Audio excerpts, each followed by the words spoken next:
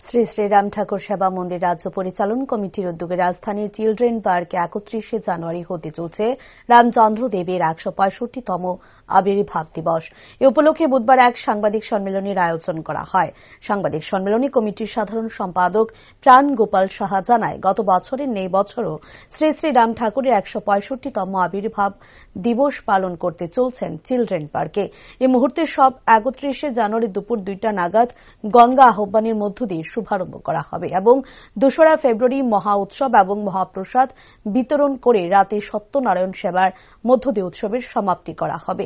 এই মহোৎসবে ত্রিপুরা রাজ্যের সমস্ত মন্দির ও আশ্রমকে নিমন্ত্রণ করা হয়েছে। তৎসঙ্গে বাংলাদেশ সহ ভারতবর্ষের বিভিন্ন রাজ্যের বিভিন্ন মন্দিরে নিমন্ত্রণপত্র পাঠানো হয়েছে। আমরা গত বছরের ন্যায় এবছরও শ্রী শ্রী রাম ঠাকুরের 165তম আবির্ভাব দিবস মহোৎসব আমরা পালন করতে চলছি চিলড্রেন পার্কে।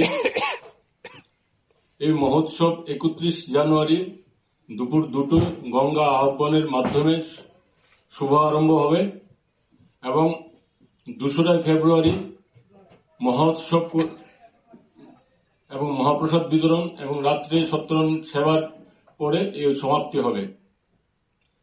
আমাদের এই মহোৎসবে ত্রিপুরার সমগ্র মন্দিরকে এবং মঠ মন্দির আশ্রম সবাইকে নিমন্ত্রণ করা হয়েছে। তৎসঙ্গে বাংলাদেশের ডিঙ্গামানিক মন্দির, যেখানে ঠাকুরের আবির্ভাব স্থান, এবং কবিলাধাম সহ বাংলাদেশের সব মন্দিরকে আমরা নিমন্ত্রণ করেছি এবং ভারতবর্ষের আসাম, ওয়েস্ট বেঙ্গল, মহারাষ্ট্র, দিল্লি সব জায়গাকে আমরা